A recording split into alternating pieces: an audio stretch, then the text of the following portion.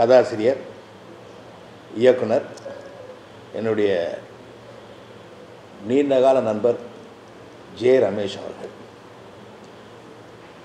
அவரை நான் ஒரு கதாசிரியாகவும் வசனகர்த்தாவும் தான் முதலில் சந்தித்திருக்கிறேன்.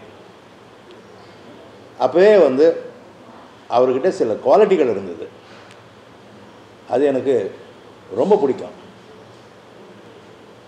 கதை, அதில் வரும் கதாபாத்திரங்கள், அதனுடைய கேரக்டரைசேஷன்ஸ் அண்ட் வசனங்கள், அதை மிகவும் மெட்டிகுலஸ், எனக்கு அது சரியான தமிழ் வார்த்தை சொல்ல முடியல, ரொம்ப மெட்டிகுலஸ் ஒர்க்காக இருக்கும். ஹி இஸ் வெரி டெஃபினட் என்ன வேணுன்றதில்ல. அது ரொம்ப பர்டிகுலராக சொல்லிவிடுவார். என்ன ஸ்பீடு டைலாக் டெலிவரி பண்ணணும், என்ன ஸ்டைலில் டெலிவரி பண்ணணும். இந்த இன்னும் ரொம்ப விசேஷமான ஒரு குவாலிட்டி இருக்குது அவருக்கு. இந்த குறுக்கால இந்த டைலாக் கொஞ்சம் மறந்துடுச்சுன்னா சில வார்த்தைகள் நாங்கள் யூஸ் பண்ணுவோம். டெக்னிக் ஆஃப் ஆக்டிங்கில் வரும் அது. ஆனால் இல்லைன்னா அப்படின்னா அதெல்லாம் சேர்க்கக்கூடாதுன்னு சொல்லுவார். இன்ஃபேக்ட் அவருடைய கதை வசனத்தில் நான் ஒரு மெகா சீரியல் ஒன்று ஆக்ட் பண்ணியிருக்கேன். அதில் என் கேரக்டர் ரொம்ப டிஃபைன் பண்ணி ஹேர் ஸ்டைல், அதாவது விக்கு எப்படி இருக்கணும், மீசை எப்படி இருக்கணும், ட்ரெஸ் எப்படி இருக்கணும்லாம் சொன்னவர். அதுக்கப்புறம் அவருடைய இயக்கத்தில் நான் நிறையா சீரியல்கள் பண்ணியிருக்கேன். மீண்டும் ஜே. ரமேஷ் சார் கதை வசனம் எழுதி இயக்கியிருக்காரு. அதை பற்றி நான் இப்போ பேசிகிட்ருக்கேன். அதில் முக்கிய கதாபாத்திரத்தில் நான் நடிச்சிருக்கேன். ரொம்ப எமோஷ்னலான ஒரு கதை.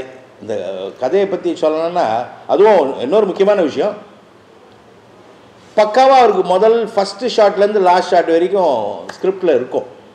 இதை ஒரு நாள் என்னை சந்தித்து முழு கதையை சொன்னார். நீங்கள் தான் பார்க்க போகிறீங்க. ரொம்ப இமோஷ்னலான கதை.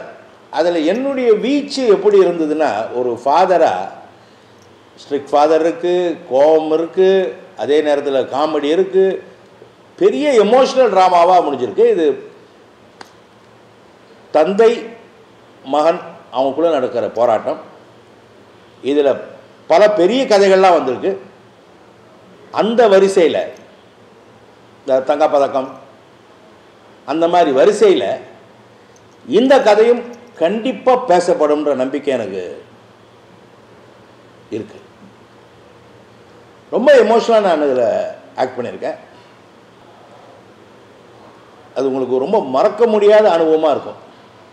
இந்த சீரியல் கண்டிப்பாக எப்படி நாங்கள் இதெல்லாம் பார்த்து என்ஜாய் பண்ணோமோ, எப்படி அழுதோமோ, எப்படி சிரித்தோமோ, அந்த மாதிரி நீங்களும் எங்கள் கூட இன்வால்வ் ஆகி இதை ரசிப்பீங்கன்னு நினைக்கிறேன்.